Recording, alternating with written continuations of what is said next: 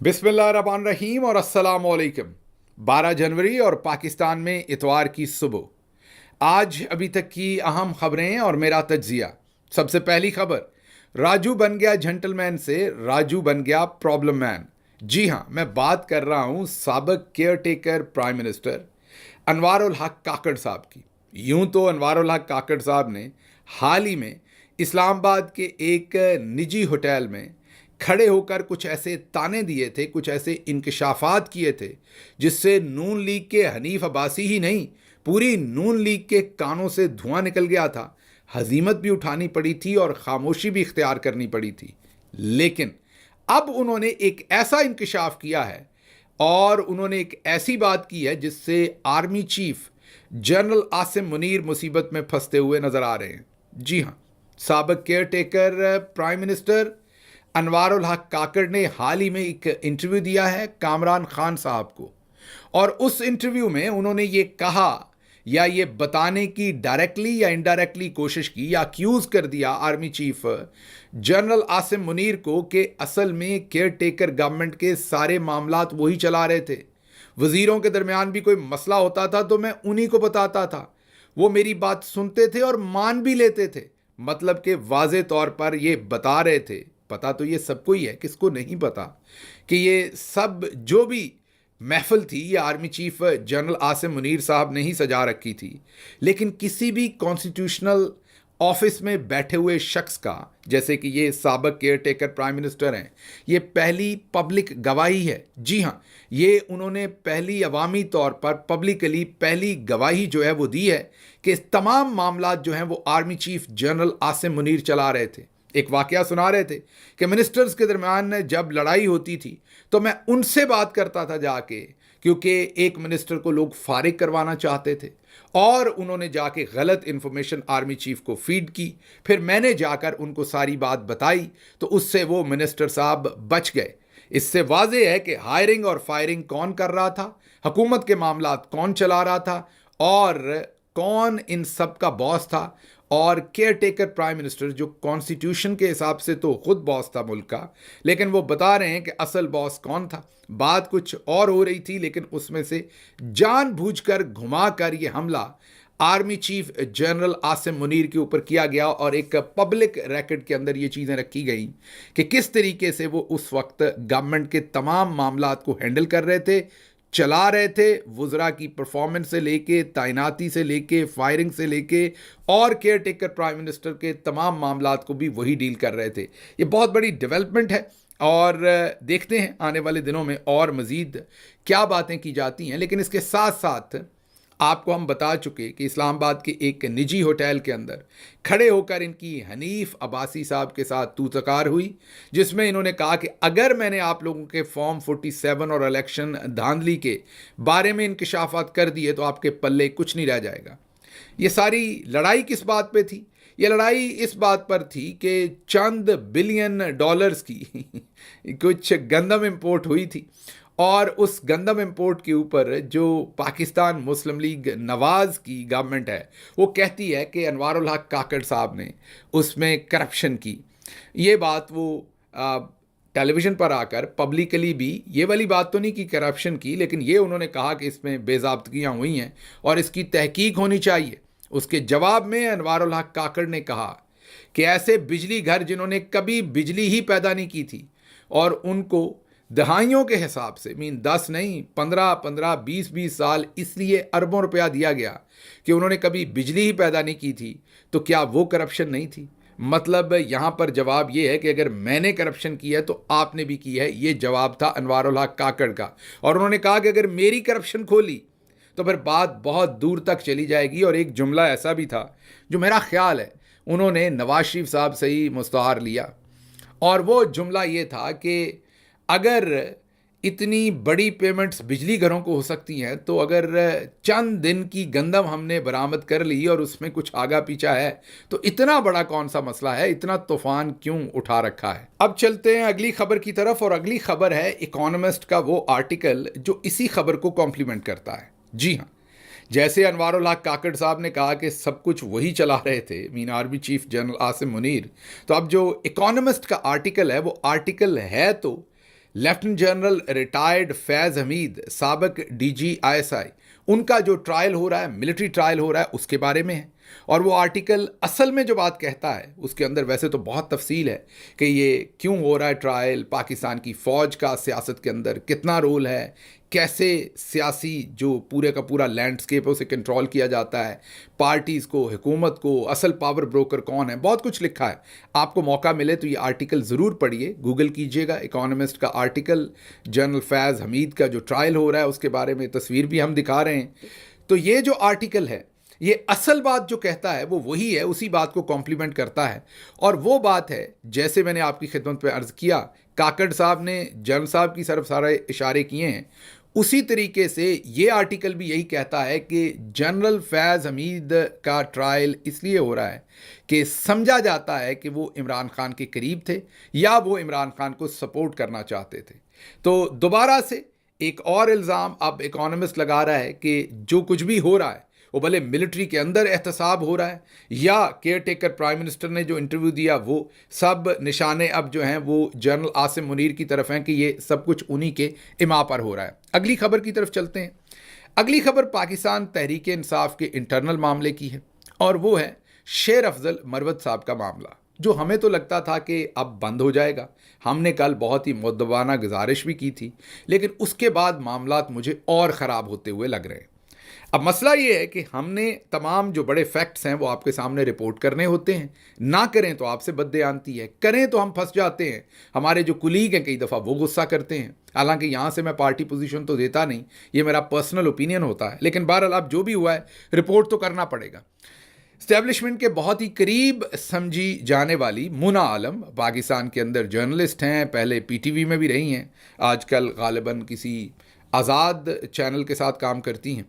मुना आलम साहबा ने कहा है कि अगर शेर अफजल मरवत को पार्टी से निकाला जाता है या रुकनीत मुअत्तल की जाती है तो उनके मज़ीद बयानात आएंगे और वो ऐसे इंकशाफात करेंगे जो PTI की अंदर की बातें होंगी और PTI को उससे शदीद नुकसान पहुंचेगा। अगर देखिए उनकी रुकनीत मुअत्तल हो जाती है या कुछ हो जाता है या उनको अगर पार्टी से बेदखल कर दिया जाता है तो मरवत साहब आई एम श्योर यहाँ रुकेंगे नहीं, बल्कि उनके जो बयानात हैं वो और ज्यादा तेज भी होते जाएंगे और ज्यादा सख्त भी होते जाएंगे और वो बहुत सारे मजीद इंकशाफात भी कर सकते हैं, बहुत सारी अंदर की बातें भी PTI की कर सकते हैं जो कि शायद PTI कभी भी नहीं चाहेगी कि वो बातें सामने आए। मरवत साहब ऑब्वियसली उनके पास मैं जाती तौर पर जानती हूँ कि बहुत सारी इत्तलात मौजूद है। मुना आलम साहबा ये भी कहती हैं कि वो बातें उन्होंने मुझे बताई हैं और वो उन बातों को सुनने के बाद ये कह रही हैं कि बहुत नुकसान होगा, ये ना कीजिए। अच्छा, ये क्या शेर अफजल मरवत साहब या मुना आलम साहबा पहली दफ़ा ये कह रहे हैं? नहीं, पहले भी बहुत सारे लोगों ने इमरान खान को ये कह रखा है माजी में। आप कितने बड़े बड़े नामों को याद कर सकते हैं कि अगर हमें हाथ लगाया तो फिर हम वो करेंगे जो आपने कभी सोचा नहीं होगा और आपकी पार्टी को शदीद नुकसान होगा। तो ये तकरीबन वही चीज़ दोबारा चल रही है। अब नतीजा वैसा ही होगा जो पहले बहुत सारे लोगों के साथ हुआ कि वो तारीख़ का हिस्सा बन गए और इमरान खान कल भी था, आज भी है और अवाम उसके साथ खड़ी है। या मरवत साहब वाकई को नुकसान पहुंचा सकते हैं, ये तो आने वाला वक्त आपके सामने बताएगा, मैं मुस्तकबिल तो आपको बता नहीं सकता। लेकिन ये मुझे हैरानी हुई है कि इनको ये सारी बातें एक सहाफ़ी, वो भी इस्टेब्लिशमेंट की इतनी करीबी सहाफ़ी मुना आलम साहबा, उनको बताने की क्या ज़रूरत थी और उनको ये कहने की क्या ज़रूरत थी कि अगर मेरे ख़िलाफ़ कुछ हुआ तो फिर मैं ऐसे बयानात दूंगा कि पाकिस्तान तहरीक इंसाफ को नुकसान होगा। लेकिन चले आगे चलते हैं। मैंने जैसे कहा था कि हमने तो कल भी गुजारिश की थी कि आप खामोश रहिए, जाने दीजिए, दरगुजर कीजिए। ये मौका आपस की लड़ाइयों का नहीं है, ये मौका इमरान खान को जेल से निकालने का है और जो पाकिस्तान के अंदर डी चौक में हुआ और दूसरी चीज़ों पर हुआ उसके लिए इंसाफ लेने का है। आपस की लड़ाइयों में उलझेंगे तो बात कहीं और चली जाएगी, लेकिन उस बात को समझने की बजाय ये एक, मुझे नहीं पता पुराना है या नया है, लेकिन ये इस वक्त पूरे सोशल मीडिया पे गर्दिश कर रहा है ये क्लिप जो मैं आपके सामने रखना चाहता हूं। पहले ये सुन लीजिए, फिर मैं दूसरी चीजें आपको बताता हूं। ये सुनिए। मैंने तो पार्टी के लिए खिदमत की थी, पार्टी का मुझ पे कर्ज नहीं था। बताता हूँ, किसी एक का मुझ पे रत्ती बराबर एहसान नहीं है। मैं अगर उठा हूँ और पार्टी की पूरी कैंपेन चलाई है, कसमन कहता हूँ ये कैंपेन न चलाते आपको कभी भी न मिलते। ये आपने सुना, उन्होंने वाजे कहा कि पार्टी का मुझ पर कोई कर्ज नहीं है, किसी का मेरे पर एहसान नहीं है, सारे लोग मैंने निकाले, मैं ना निकालता तो ये सब कुछ ना होता। अब इसके जवाब में इमरान रियाज साहब इनके इस वीडियो से पहले ही एक बयान दे चुके हैं उन्होंने कहा कि मैं हल्फन कहता हूं कि अली अमीन गंडापुर ने मुझे खुद बताया कि शेर अफजल मरवत को इस्टेब्लिशमेंट ने खैबर पख्तूनख्वा में लॉन्च किया था। उन्होंने कहा कि क्या हम सब मरवत साहब से कम बहादुर हैं? क्या हमारा कबीला उनसे छोटा है? क्या हमारा कबीला उनसे कम तगड़ा है या उनका ज़्यादा तगड़ा है? और क्या हम दिलेर नहीं थे जो हम बाहर निकल नहीं सकते थे? हमें निकलने की किसी को भी पूरे केपीके में इजाज़त नहीं थी। इनको इस्टेब्लिशमेंट ने खुली छुट्टी दे रखी थी और ये निकलते थे और इनको निकलने के लिए तमाम आज़ादी थी और इनको एक ब्रांड बनाकर पेश किया जा रहा था। क्या कहा इमरान रियाज ने, सुनिए। गंडापुर साहब ने मुझे खुद कहा, मैं अल्फर आपको बता देता हूं। उन्होंने कहा कि कभी आपने सोचा है कि शेर अफजल मरवत वो सारा कुछ क्यों कर पा रहा था जो हम नहीं कर पा रहे थे? क्या वो हमसे ज्यादा बहादुर है या हमसे ज्यादा कबीले वाला है या हमसे ज्यादा तगड़ा आदमी है? तो उन्होंने कहा कि इसलिए कि उनको एस्टेब्लिशमेंट का आशीर्वाद था कि करो जो दिल करता है करो। ये गंडापुर साहब ने कहा। तो जब इलेक्शन हो गया, शेर अफजल मरवत साहब बन गए एमएनए, तो उनके वो मकासद पूरे नहीं हुए। अब आपने ये सुन लिया। अब आगे इमरान रियाज और भी एक बात कहते हैं। वो ये कहते हैं कि शेर अफजल मरवत जो हैं वो अपोजिशन लीडर बनना चाहते थे और मुझे उन्होंने लॉबिंग करने का कहा। सुनिए। जिंदगी में एक ही टेलीफोनिक कॉल हुई है, तो मैं हैरान हो गया कि एक आदमी छूटते ही मेरे से ऐसी बात कैसे कर सकता है। यानी उन्होंने मुझे कहा कि मैं बनना चाहता हूं अपोजिशन लीडर और आप मेरे लिए लॉबिंग करें। तो मैंने कहा जी मैं लॉबिंग कैसे करूं? मैंने हंसना शुरू कर दिया। मैंने कहा जी मैं तो पॉलिटिकल मामलात में नहीं आता। सुन लिया आपने। अब इमरान रियाज, इसमें कोई शक नहीं कि उन्होंने बड़ी कुर्बानी दी, उनके साथ बड़ी ज्यादतियां हुई और उसके साथ साथ वो एक बड़े सहाफ़ी हैं, बड़ा नाम है पाकिस्तान का। उनको मेरा नहीं ख्याल कि यहाँ पर कोई भी झूठ या गलत बयानी करने की आदत है या ज़रूरत है, क्योंकि मैंने माजी में खुद देख रखा है कि उन्होंने मरवत साहब के बारे में अच्छे कलमात कहे हैं। तो मेरा नहीं ख्याल कि इमरान रियाज साहब का कोई इसमें पर्सनल एजेंडा है, वो वही बयान कर रहे हैं जो उन्होंने देखा है। अब एक तरफ मरवत साहब का ये कहना कि मैं निकलता था और मैंने पार्टी बचाई, अगर मैं ना निकलता तो खंबे भी ना होते और वोट ना पड़ता। अब इस बात की मुझे इसलिए समझ नहीं आती कि मरवत साहब के निकलने से भी पहले कुछ ना कुछ जलसे जुलूस हुए थे और उसके अलावा भी ये सोशल मीडिया के ऊपर कुछ लोगों ने तमाम इन्फॉर्मेशन शेयर की है कि शायद पूरी इलेक्शन कैंपेन में 4 जो जलसे हैं वो मरवत साहब के हल्के में हुए, बाकी तमाम बाकी केपी में हुए और जो केपी के छोटी लीडरशिप थी, आप कह लें ऐसे लीडरशिप जो आप कह लें कि बिल्कुल फ्रंट लाइन पर नहीं थे, सीनियर मोस्ट लीडरशिप को तो या अंदर कर दिया था या निकलने नहीं दिया जा रहा था। बाकी तमाम लोग केपी में निकल रहे थे और लोगों को इकट्ठा कर रहे थे। ये तमाम तफसील अब अरसलान बलोच साहब रख रहे हैं सोशल मीडिया के ऊपर कि कौन कौन सी चीज़ें हुई जिनमें मरवत साहब का हाथ था और कौन सी हुई जिनमें नहीं था। अब इससे आगे अगर चलें, इससे अगली बात मैं सिर्फ आपको यही कह सकता हूँ, दोबारा ये जो सारी की सारी बात है इसमें अली अमीन गंडापुर साहब ने भी कहा कि मरवत साहब से अगर गलती हो गई तो उसे दरगुजर करना चाहिए और आगे चलना चाहिए। उन्होंने काम किया है तो इस बात से पार्टी के लिए काम किया, पार्टी का हिस्सा हैं, इस बात से दरगुजर करें, छोड़ें और आगे बढ़ें। मेरे ख्याल में मुनासिब बात है, लेकिन इसके लिए सबसे पहले शेर अफजल मरवत साहब को इस पर गौर भी करना पड़ना है और समझना भी पड़ना है। मैंने कल भी उनसे गुजारिश की थी, मैं आज भी उनसे गुजारिश करूंगा कि उन्होंने साबिर शाकिर के ऊपर भी कोई इल्ज़ाम लगा दिया, हाल ही में शायद मुबशर लुकमान के एक इंटरव्यू में मेरे पे भी लगा दिया, इमरान रियाज साहब पे भी लगा दिया, मोहित पीरजादा पे, कोई उन्होंने छोड़ा नहीं। तो मेरी उनसे गुजारिश ये है कि हमने जो भी फैक्ट्स होते हैं वो लोगों के सामने रखने। जैसे देखिए, अली अमीन गंडापुर साहब ने आपकी सपोर्ट में बात की, मैंने यहाँ बताई है। इमरान रियाज साहब ने अपनी याददाश्त शेयर की, मैंने बताई है। आपने जो बयान दिया वो मैंने बताया है। मोना आलम साहबा ने जो बात की वो मैंने आपको बताई है। लेकिन मैं अपना तज्जिया आपको दे देता हूँ कि ये सब सच रिपोर्ट करने के बाद क्या शेर अफजल मरवत साहब आपका एक अच्छा इमेज जा रहा है? मेरी नाकस राय में, हालांकि मैं अगर इस पर कोई तज्जिया ना करूं, ये तमाम सिर्फ रिपोर्टिंग करूं जो कुछ पिछले 24 घंटे में आपने कर डाला है, तो मैं सिर्फ अगर ये रिपोर्टिंग करूं तो मैं आपको दावे से बताता हूं कि आपका बुरा इमेज जा रहा है। पीटीआई का जो रैंक एंड फाइल है, वर्कर है, वो दुखी होगा, उनका दिल दुखेगा, आपकी बातें कई लोगों को हर्ट करेंगी। तो मैं एक दफ़ा फिर, मुझे पता है इसका फ़ायदा नहीं होगा शायद, लेकिन एक दफ़ा फिर for the larger interest of party मैं आपसे रिक्वेस्ट करूंगा कि ये चैनल, ये राउट मत लीजिए, खामोश रहिए, इमरान खान साहब को बाहर आने दीजिए। अगर आपको लगता है मैंने आपके साथ ज़्यादती की है या इमरान रियाज साहब ने की है या साबिर शाकिर साहब ने की है या पर से अब अली अमीन गंडापुर तो आपको सपोर्ट कर रहे हैं, उन्होंने अगर ज़्यादती की है या गौहर खान ने या किसी ने या सलमान अकरम राजा के ख़िलाफ़ आपने 2-3 दिन पहले जहाँ से ये सारा किस्सा शुरू हुआ आपने उन्हें सेक्रेटरी जनरल मानने से ही इनकार कर दिया, जिस पर फिर खान साहब ने स्टेटमेंट जारी की। तो ये देखिए सारा इस वीलॉग का भी कई सारा हिस्सा जो है वो आपके ही बयानात को संभालने में गुजर गया है। तो मेरी आपसे गुजारिश ये है कि आप खामोश हो जाइए फ़िलहाल। जब इमरान खान बाहर आएँ तो अपना मुद्दा पूरा उनके सामने रखिए और वो फैसला कर देंगे आप दुरुस्त हैं या दूसरे दुरुस्त हैं, और जो दुरुस्त हुआ वो ठीक हो जाएगा, जो गलत हुआ वो माजरत कर लेगा पब्लिकली आके स्टेटमेंट। अगर मुझे इमरान खान कहेंगे कि आपने मरवत साहब के बारे में ये गलत स्टेटमेंट दी, मेरा आपसे वादा है मैं आपसे पब्लिकली अपॉलॉजी करूंगा।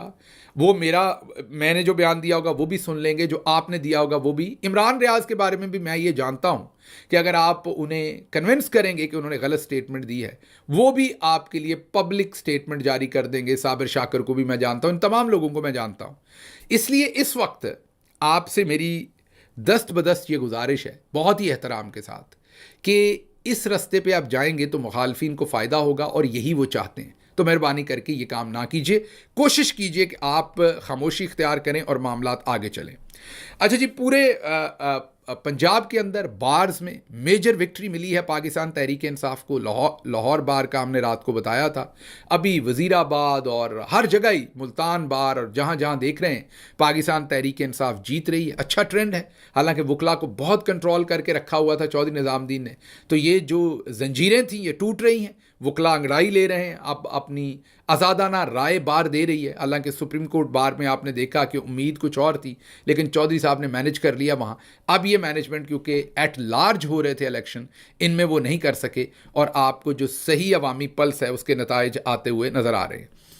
अगली खबर जो है वो आपके सामने गिलगित बल्तिस्तान से रखते हैं, जहां पर अपोजिशन लीडर जीबी मोहम्मद काजम मैसम साहब ने यह बयान दिया है कि गिलगित बल्तिस्तान में पाक आर्मी के ज़रिए इंटरनेट कंपनी जो है वो इंटरनेट फराहम करती है। सर्विसेज इंतहाई गैर मेयारी हैं। कंपनी के ख़िलाफ़ बात करें तो कौमी सलामती का मसला बना दिया जाता है। मतलब कि आप कंपनी की सर्विस पे बात करें तो उसको भी कौमी सलामती के साथ लिंक कर दिया जाता है। बगावत गद्दारी की बातें होना शुरू हो जाती हैं। ये वो घुटन है जिसके अंदर अब लोग अपना सांस घुटता हुआ महसूस कर रहे हैं। मेरे ख्याल में लोगों को बात करने की आज़ादी देनी चाहिए और लोगों को इस बात की आज़ादी देनी चाहिए कि अगर किसी कंपनी की किसी भी, जब आप अगर एक सर्विस या प्रोडक्शन में आ गए हैं कहीं पर भी, वो दलिया है, सीमेंट है, बैंक है, कुछ भी है, तो वहाँ लोगों को आज़ादी दीजिए कि वो अगर आपकी सर्विस पसंद नहीं करते तो उसके ऊपर बयान दे सके। अच्छा जी, अगली खबर आपके सामने रखते हैं कि लाहौर में खोखर टाउन से एक बिलाल नामी शख्स को गिरफ्तार किया गया है। इनके ऊपर इल्ज़ाम ये है कि इन्होंने मरियम नवाज़ साहबा जो मुसाफा कर रही थी यूएई के सदर के साथ, उसकी कोई आर्टिफिशियल इंटेलिजेंस से तस्वीरें बनाई हैं, या उसको क्योंकि उन्होंने मुसाफा किया हुआ था तो वो कुछ आपने देखा वीडियोस बनी हैं जिसमें वो मुसाफा छड़ा के परे हो रही हैं और इस तरह की चीज़ें बनी, मैंने सोशल मीडिया पे देखा। उस इल्ज़ाम में अब बिलाल नामी शख्स जो पहले शायद उम्रे पे गया हुआ था वापस आया तो उसको FIA ने धर लिया है। कोई 20 के करीब जो हैं वो और लोगों के ख़िलाफ़ भी मुकदमात दर्ज कर लिए गए हैं और उनको भी उठाया जा रहा है। अगली खबर जो है वो रावलपिंडी से ही है, पुलिस के बारे में ही है। रावलपिंडी चक्री के इलाके में पुलिस जो है वो खुद बैटरी चोरी कर रही है गाड़ी की। अब अगर जराइम में कमी करनी है तो लगता है इस हिसाब से तो अगर पुलिस ने खुद चोरियां शुरू कर दी हैं तो थाने बंद करने पड़ेंगे, पुलिस की तादाद में कमी करनी पड़ेगी, फिर जाके चोरियां जो हैं वो कम होंगी। अच्छा, अगली खबर जो है वो आपके सामने रखनी है। बांग्लादेश ने वीज़े के लिए पाकिस्तान के लिए आसानी की है क्योंकि शेख हसीना वाजिद चली गई हैं और अब जो नई गवर्नमेंट है वो ज़ाहिर है पाकिस्तान के साथ रिलेशनशिप बेहतर करना चाहती है, तो वीज़े में नरमी की है। अब अप्रूवल वहाँ से नहीं ली जाएगी, यहीं से हो जाएगी। लेकिन दूसरी तरफ जो UAE का वीज़ा है, हाल ही में जो रहीम यार ख़ान में मुलाकात हुई है शहबाज शरीफ साहब की और मरियम साहबा की, लगता है कि उसके नताइज आए हैं। UAE ने पाकिस्तानियों के लिए वीज़े के जो कवानीन है वो स्ट्रिक्ट कर दिए हैं बहुत। अब किसी भी पाकिस्तानी ने अगर UAE का वीज़ा लेना है तो उसके अकाउंट में काफ़ी देर तक 1 मिलियन रुपीज़, जी हाँ 10 लाख रुपए कम से कम उसके अकाउंट में रहें और वो दिखाएं कि वो पैसा उनके अकाउंट में पड़ा रहा, तो फिर जाके उनको वीज़ा मिलेगा।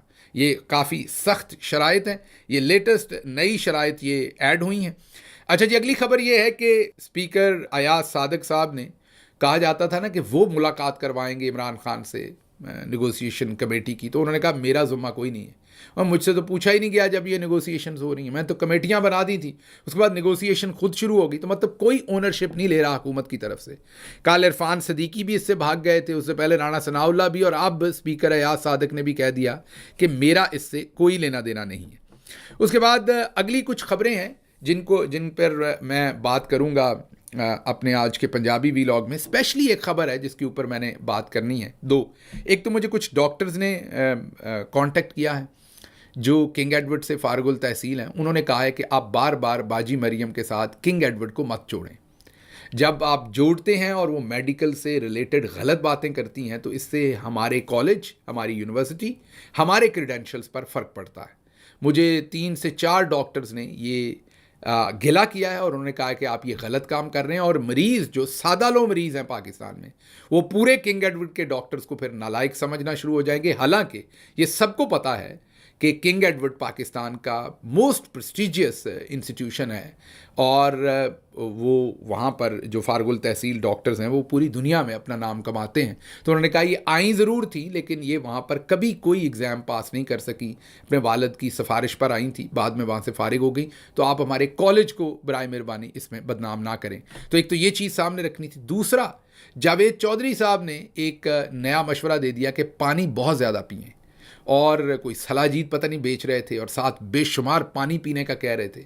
तो डॉक्टर्स ने कहा है कि ये शख्स लोगों की जान लेगा। पानी उतना पिएं जितना डॉक्टर कहते हैं। मसलन सर्दियों में आप 1.5 से 2 लीटर पानी पीजिए, और गर्मियों में पसीना आता है तो आप 1 लीटर ज़्यादा कर लीजिए, 3 लीटर कर लीजिए, 3.5 लीटर कर लीजिए। अब जिस तरह ये कह रहे हैं कि बस पानी पीते जाएं, तो उन्होंने कहा कि इससे मौत भी वाक़या हो सकती है, बहुत सारी बीमारियां हो सकती हैं। हार्ट के पेशेंट्स हों, लिवर के पेशेंट्स हों, उनके लिए ज़्यादा पानी पीने से बहुत शदीद प्रॉब्लम्स हो सकती हैं। इसलिए अपने डॉक्टर से पूछ के पानी पीजिए। ये जो डॉक्टर हमारे पास हैं, जावेद चौधरी, जेदा जी, ये सलाजीत तो आपने खानी है कि नहीं खानी वो आप जाने और जेदा जी जाने, जो वो बेच रहे हैं जिस तरह की दवाइयाँ। लेकिन मेहरबानी करके ये पानी पीने वाले काम से और इस तरह के जो जेदा जी मशवरे दे रहे हैं, इनसे ज़रा परहेज़ रखिए मेहरबानी करके, क्योंकि ये लग आपको सब रहा होता है। जैसे पाकिस्तान में एक उर्फ़े आम में है कि सेब बड़ा अच्छा है और बैठे 10 सेब खा गए, या कहा जी खजूर जो है वो सुन्नत रसूल सल्लल्लाहु अलैहि वसल्लम है। बिल्कुल है, लेकिन 1 या 2 खाना। आप 10 खजूरें खा जाएंगे तो उसमें शुगर कंटेंट है, अगर आपको डायबिटीज़ है तो आपका काम ख़राब हो जाएगा। इसी तरह पाकिस्तान में लोग नमकीन बिस्किट लाते हैं बेकरी से, खाते हैं और कहते हैं मैंने शुगर तो ली नहीं, मीठा तो खाया ही नहीं, शुगर फिर तेज़ हो गई है। ये तमाम आटा, चावल, ये भी शुगर में ही कंट्रीब्यूट करते हैं। तो थोड़ा सा आप अपने डॉक्टर से मशवरा किया करें, जिसने साल मेडिकल कॉलेज में पढ़ा है। ये उनका काम है, ये मेरा या जेदा जी का काम नहीं है। ना मैं डॉक्टर हूँ, ये मुझे भी जो डॉक्टरों ने बताया मैं आपको बता रहा हूँ। मेरी भी किसी बात पे मेडिकली आपने नहीं जाना, अपने डॉक्टर से पूछ के ही बात करनी है। मुझे यहाँ से इजाज़त दीजिए। अल्लाह आपका हामी और नासिर हो। पाकिस्तान जिंदाबाद।